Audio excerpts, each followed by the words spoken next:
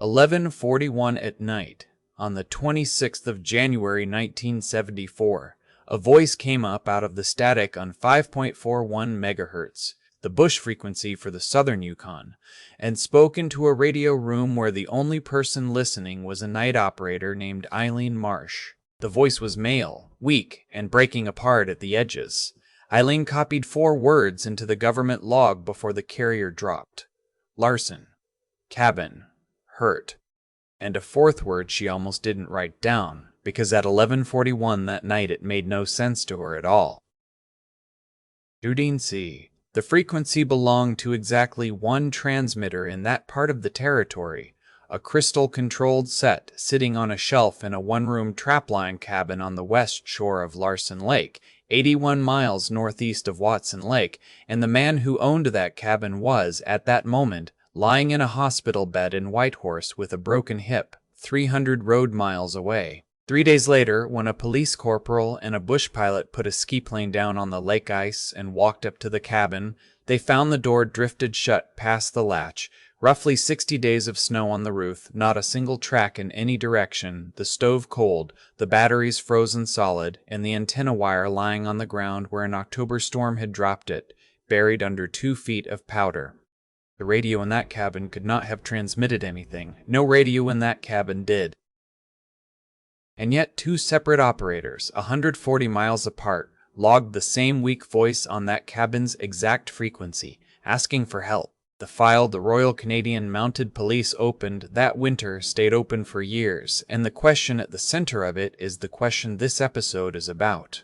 Who called for help from a cabin that had no one in it? And why did the answer sit, unread, in the 4th word of Eileen Marsh's log for months, while somebody out in that country was still waiting for the people who heard him? Here's what the record allows me to walk you through tonight. The exact wording of the entry Eileen Marsh made at 11:41, and the callback procedure she followed alone for the next 2 hours. The reason investigators could prove, not guess, that the voice was transmitting on that one cabin's crystal, down to a flaw of 40 cycles that worked like a fingerprint, the 5 explanations the RCMP wrote out that February, and how 4 of them died, one by one, against the evidence. The empty socket a radio technician found when he lifted the lid of the cabin set, which turned a hoax file into a missing persons case overnight. And the discovery a survey crew made in June, 6 miles from the lake, that finally answered the question of who was on the air that night, and left a harder question, the one about 90 seconds of dead carrier logged in March, sitting exactly where the file still leaves it, unanswered. Everything here comes from the surviving radio network logbooks, the historical case file as it has been described by the people who handled it, and the recollections of those who worked that country, gathered years afterward. Where those sources disagree, I will tell you. Where they go silent, I am not going to fill the silence for them. Eileen Marsh was 52 years old that winter, and she had worked the radio board at Watson Lake for 19 years. To understand what her job was, you have to understand what that country was in 1974, and what it had been 30 years before that. Watson Lake existed as a station on the map because of the war. The airfield had been carved out of the spruce in 1941 as a link on the Northwest staging route, the chain of strips that ferried American-built aircraft up through Canada to Alaska and on to the Soviet front. And when the war ended, the bombers stopped coming, but the radio infrastructure stayed, and the territory grew a civilian network on top of the military bones. By the 70s, that network was the nervous system of the southern Yukon. There were no telephones past the end of the road. There were no satellites anyone could reach. A man wintering on a trapline 60 or 80 miles out was connected to the rest of the world by one thing: a high-frequency radio set, and the far end of that thread was a plywood room at the Watson Lake airfield where operators like Eileen kept what the network called skeds, scheduled check-ins, morning and evening, when the cabins came up one at a time and said they were alive. A sked was a contract. You came up at your time, you said your call, you said your condition, and the operator wrote it down. If you missed one sked, it was noted. If you missed 2, someone started asking about aircraft. The whole system ran on the discipline of the log, and the log ran on procedure that operators like Eileen had drilled into them until it was reflex. Times in the left margin, checked twice a shift against the CHU standard time signal out of Ottawa. Verbatim copy on the line, and verbatim meant verbatim. Every word you could pull out of the noise, whether or not it made sense to you, because the rule was that the operator's job was to copy, not to interpret. That rule is going to matter enormously in this story. Between skeds, the frequency was supposed to be dead air. On a January night with the temperature outside the shack sitting near -40, it almost always was. Cold that deep flattens a country into silence. Nothing moves that doesn't have to.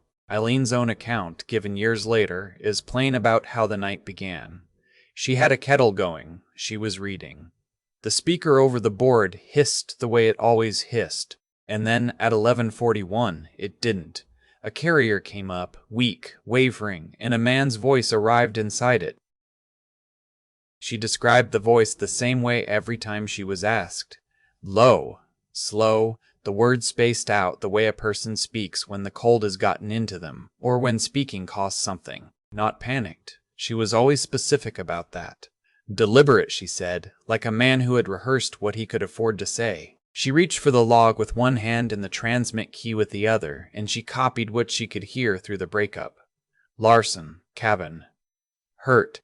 Then the fourth word. It came through cleaner than the others, she said, which is partly why it bothered her, because it was a word that had no business in a distress call, and for half a second she wondered if she had invented it out of the static. She wrote it anyway, because the rule said write it. Then the carrier dropped, mid-transmission, the way a signal dies when a battery gives out, rather than when a man lets go of the switch.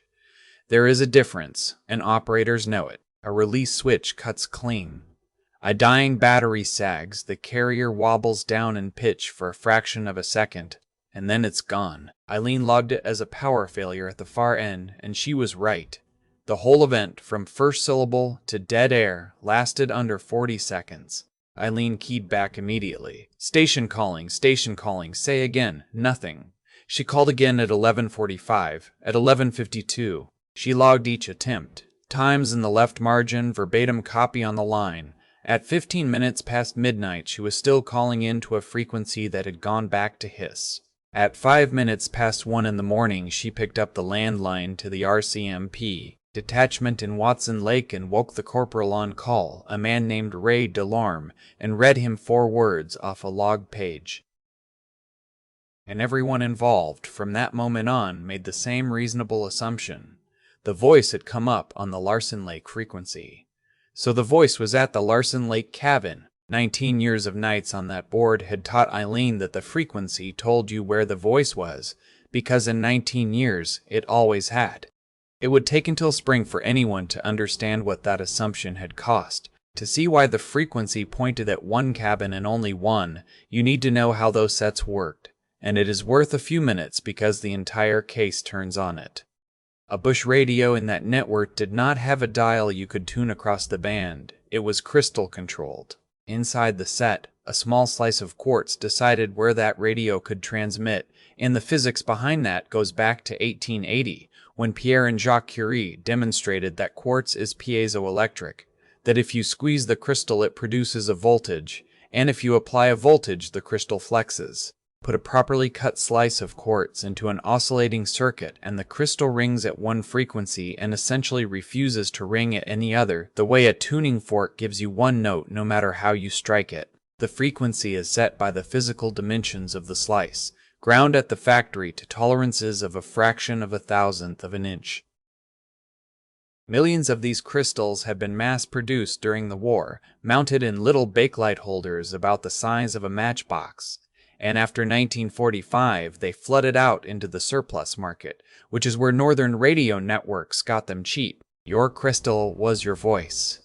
You could no more transmit on another cabin's channel than you could sign another man's name in his own handwriting. But quartz crystals age. Microscopic contamination on the surface of the slice, tiny stress fractures from years of vibration and temperature swings, and the resonant frequency creeps, A few cycles a year, and once it has crept, it stays crept, constant and repeatable.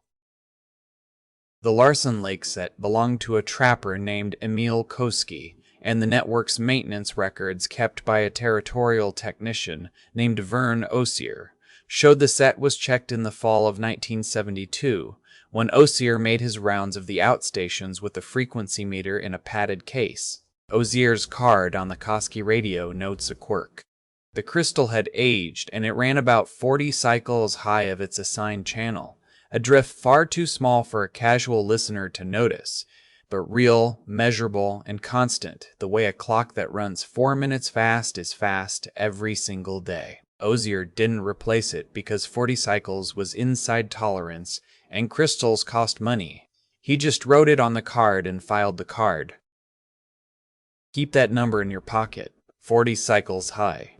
It is the closest thing this case has to a fingerprint, and it matters more than anything else in this story. Corporal Delorme wanted an aircraft over Larsen Lake at first light on the 27th. He did not get one. Ice fog sat on the Watson Lake Strip through that day, and most of the next, and ice fog is its own particular curse of the deep cold. At -40, air can hold almost no moisture, so every exhaust pipe, every chimney, every patch of open water on the river injects vapor that instantly freezes into a suspended haze of ice crystals that can drop visibility to a few hundred feet and sit for days, because there is no wind and no warmth to move it. Temperatures held near -40 with a raw wind working down the Liard Flats, and no pilot would lift for a lake with no fuel cache and no second way home, because at those temperatures a forced landing is not an inconvenience, it is a countdown.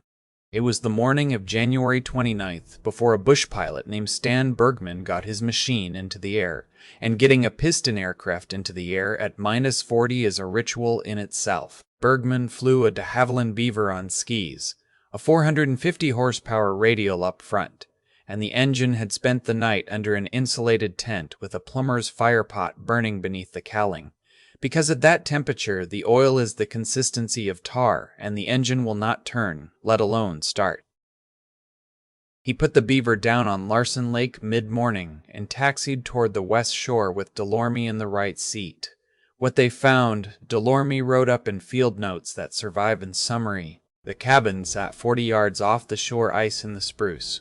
Snow lay unbroken from the lake to the door, unbroken behind the cabin, unbroken to the cash stand, a clean white page in every direction with not one line written on it.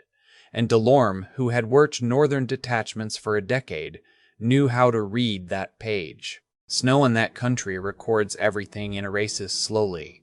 A track made in November is still legible in January as a line of dimples under the newer layers. There was nothing.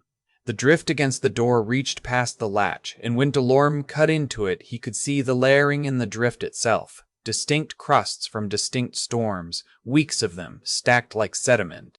That drift had stood undisturbed since well before Christmas. Inside, the stove held old ash cold as the room. The radio sat in its place on the shelf. The dry cell batteries beneath the bench were frozen through, and here the chemistry is unforgiving. Carbon zinc dry cell loses most of its capacity by the time it reaches 0 Fahrenheit, and once the electrolyte paste actually freezes solid, the cell is finished, and when Osier later tested those batteries, they were dead beyond any hope of keying a transmitter, incapable of lighting a flashlight bulb. And outside, the long wire antenna, without which the set could not have put a signal past the shoreline, lay on the ground under the snow, snapped down, as near as anyone could tell, by a storm that had come through in late October. That detail alone was disqualifying. A transmitter feeding a downed wire lying in snow doesn't send a weak signal. It sends effectively nothing. The power reflects back into the set instead of leaving it. Delorme's note reads like a man closing a door. No entry, no exit, no power, no aerial. Whatever Eileen Marsh heard, it had not come from this room. And for about 2 weeks, the official explanation became the comfortable one. A hoax or some freak of radio weather. The file was headed for a drawer. 3 threads pulled it back out. The first was Emil Koski himself. Koski was 66 that winter, Finnish-born, come over in the 20s, and he had trapped the Francis River country since before the war, marten and lynx mostly, a registered line he had held since the registration system began. On the 9th of October, he had closed the cabin for the season, padlocked the door, and come out to Larsen Lake, and 2 days later he slipped on iced planking and broke his hip, which is how he came to be in Whitehorse General Hospital, continuously, verifiably with a ward full of witnesses and nursing notes at 4-hour intervals. On the night of the call, when Delorme interviewed him, Koski confirmed the details of the closing. Batteries low but alive. Antenna up when he left. Radio on the shelf. Padlock set. And one more detail, offered without being asked, because Koski was a methodical man, and the question of his radio had clearly been turning in his mind. The crystal was in the set, he was certain of it. He had run his last sked from that cabin on the morning of the 9th before he locked up. The second thread came from 140 miles south. An amateur radio operator in Atlin, British Columbia, a retired lineman named Gordon Hale, who had spent 30 years hanging wire for the telegraph and power systems, and kept radio the way other men keep dogs, had an evening habit of listening across the bush channels, and Hale kept a log the way old operators do, meticulously and forever. When the detachment put out a routine query to stations and licensed amateurs in the region, asking whether anyone had heard traffic on 5.41 outside sked hours, Hale wrote back with a photostat of a log page. On the night of January 28th at 7 minutes past 10, 2 nights after Eileen's entry and 1 night before the flight to the lake, Hale had logged a weak male voice on the Larsen channel. He copied only 2 words through the noise. One was hurt. The other was the same word Eileen had written forth. Hale noted something else, because his receiver was a serious instrument with a built-in crystal calibrator that laid down marker signals at precise intervals so he could measure where a station sat, not just hear it. The signal was sitting high of the channel, and Hale, being Hale, had written down his estimate of how high. When Vernosier heard about both reports, he pulled his maintenance card from the fall of 1972 and put the 2 logs beside it, and the arithmetic said what it said. 40 cycles high. 2 trained operators on 2 different nights, on 2 different receivers, neither knowing the other existed, had heard a voice speaking not near Emil Koski's frequency, but on it, dead on the private flaw of one particular slice of quartz. The odds of a stranger's radio landing there by accident were, in Ozier's word, negligible. It was the radio equivalent of matching the tool marks on a bullet to one gun barrel. The 3rd thread was found on the 12th of February, when Delorme and Ozier flew back to the lake to seize the radio itself. Ozier lifted the lid of the set on the cabin table, looked into the chassis where the little bakelite holder should have stood in its socket, and stopped. The crystal socket was empty. The quartz was gone, and now the padlock got a second, closer look, and the hasp told its story. Fine pry marks in the wood, and the screws holding the hasp plate had been backed out and driven back in. The slots chewed just enough to show it. Whoever had entered hadn't cut the lock. They had unscrewed the entire hasp, opened the door with the lock still closed, and then screwed everything back into place, which is exactly why the door had looked untouched on the 29th of January. At some point between Koski's departure on the 9th of October and the snow that sealed the ground in late November, someone had forced the door, taken a component worth perhaps $15 along with, by Koski's inventory, some 20 pounds of flour, a package of tea, matches, and a coil of copper wire, closed the cabin carefully behind them, and walked back out into that country carrying Emil Koski's voice in their pocket. By the middle of February, the file held 5 explanations, and Delorme wrote them out as a numbered list. Explanation 1 was a hoax from inside the network, another operator or a station along the line playing a cruel game. It died quickly. The other stations' logs were audited against each other. Every operator on the network was accounted for on both nights, and more to the point, no one could have faked the 40-cycle offset without possessing the Koski crystal itself. You cannot imitate that flaw by turning a dial, because those transmitters had no dial to turn. The flaw lived in the quartz, and the quartz had been sitting at Larsen Lake behind a padlock until someone pried the hasp. Explanation 2 was propagation, the real and well-known trick by which high-frequency signals bounce off the ionosphere. At night, the charged layers of the upper atmosphere 150 to 250 miles up turn into a mirror for frequencies in that range, and a 5 MHz signal can skip 1,000 miles or more and drop into a northern receiver sounding local. Every operator in the north had stories of hearing New Zealand or a Russian trawler where a trapline should be. Radio weather can move a signal a long way, but radio weather cannot move a signal onto one aging crystal's private flaw, because the offset is generated at the transmitter, not along the path, and it cannot make a distant stranger say the word Larsen. And there was a subtler point both Eileen and Hale had noticed independently. Signals arriving over long auroral zone paths carry a signature, a rapid watery flutter that operators in that latitude knew intimately. This voice had none of it. It faded slowly and smoothly, the way a weak ground wave signal from something nearby fades. The voice sounded close because it was close. Explanation 3 was operator error, the suggestion, never made warmly, that Eileen Marsh had mislogged the frequency or heard a voice in the noise that was not there, because the human ear, given hiss and expectation, will manufacture words, and every operator knew it. Her log killed that one on its own. Her time checks against the standard signal ran through the whole shift. Her entries were clean and continuous, and Gordon Hale, whom she had never met, had independently logged the same voice, the same offset, the same strange fourth word from another territory, on another night, on different equipment. 2 ears can be fooled. 2 calibrated logs 140 miles apart cannot be fooled identically. Explanation 4 was Emil Koski, and it lasted less than a day, because a man in traction on a hospital ward with around-the-clock nursing notes is as alibied as a human being can be. Which left explanation 5, the only one still standing, and Delorme wrote it out in one sentence. An unknown person, somewhere within transmitter range of the network, in possession of the Koski crystal and a set to run it in trouble. Think about what that sentence requires, because Delorme did, and his reasoning is the closest thing the file has to a profile. It requires someone with enough radio knowledge to swap a crystal between sets, because the wartime holders came in different pin spacings, and a mismatched crystal has to be adapted with wrapped wire and patience. It requires the knowledge to rig an effective aerial in the bush in winter, to know that the wire's length has to bear a relationship to the frequency or the set will strangle its own signal. It requires a portable transmitter, which in 1974, for a man without money, meant war surplus, a pack set, 40 pounds with batteries, temperamental and hungry for power. It requires a reason to be out in the Francis River country in January, when the days are 4 hours long and the cold can hold at -40 for a week.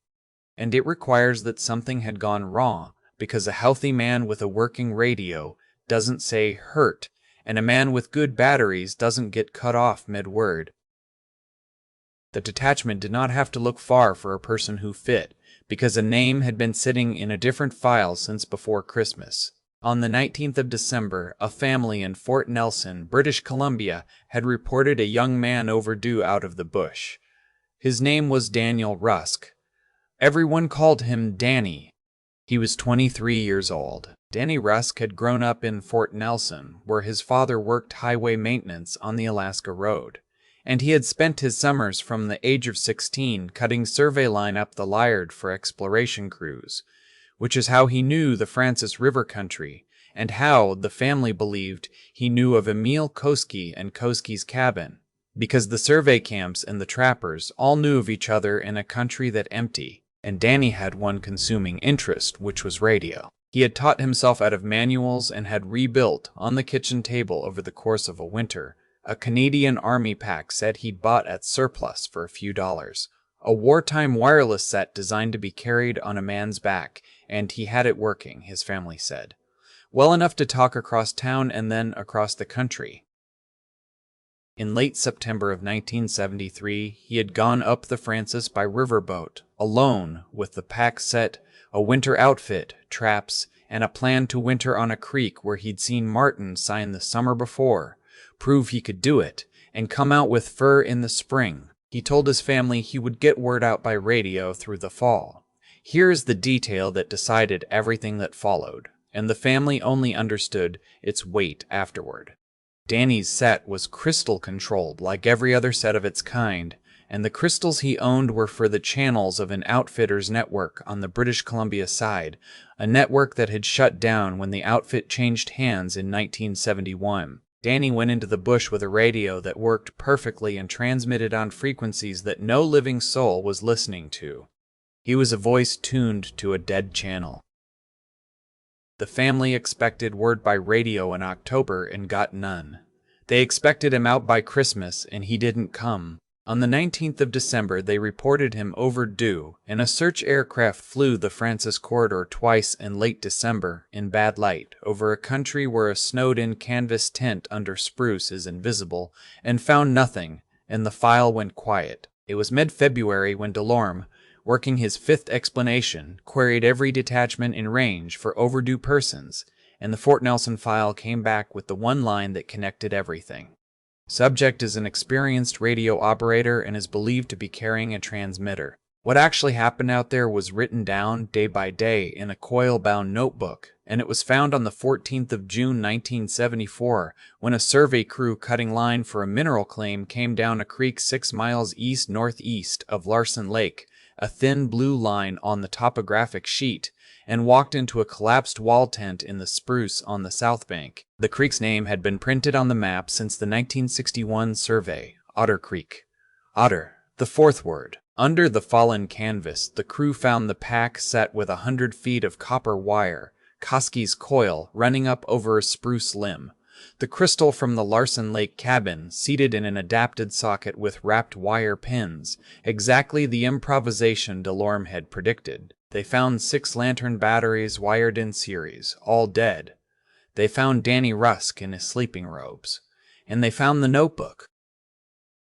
The coroner's finding was exposure and starvation, secondary to injury, the injury being a badly broken left ankle, splinted with kindling and cord, weeks old at death. The notebook filled in the rest, and the file summarizes it entry by entry. Through October, Danny called on his own crystals, evening after evening, and logged no answer. And you can watch him work out in writing what the reader already knows, that the outfitter's net was gone and nobody guarded those channels anymore. In early November, before the deep snow, he made the decision. He walked the 6 miles to Koski's cabin, which he knew stood empty for the winter because he'd heard in Fort Nelson that the old man had broken his hip, unscrewed the hasp, and took the crystal, the flour, the tea, the matches, and the wire, and put the door back exactly as he'd found it. The notebook is unembarrassed about it, and careful about one thing. He recorded what he took, item by item, and in his kit the crew found an envelope with $15 in it, marked for E. Koski for the crystal and the grub. Now he had a transmitter on a frequency that Watson Lake guarded every day and night of the winter. But he also had a problem, which the notebook works through with cold arithmetic. His batteries were autumn batteries already drawn down, and that pack set drank power on transmit.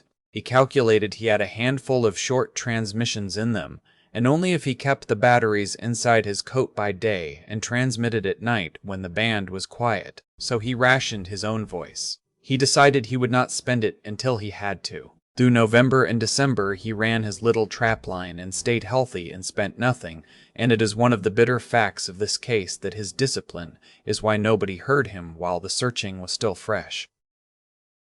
On the 14th of January, hauling firewood across the creek, he went through overflow ice, wrenched himself out, and fell hard on the frozen bank, and the ankle broke. He dragged himself the quarter-mile back to the tent, splinted it, and took stock, and the notebook entry that night is one line.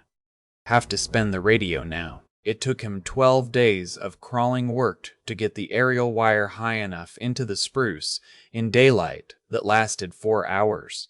On one leg, in cold that never let up. On the night of the 26th of January, he keyed the set and said his piece, slowly, the words he had chosen and could afford, the lake to orient them, the word hurt, and the name of the creek he was actually on, Larsen.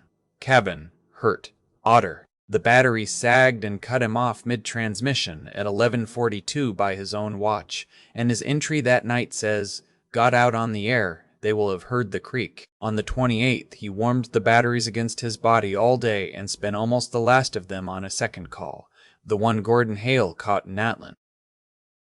And then comes the entry of the 29th of January, the one that no one who has read this file ever forgets.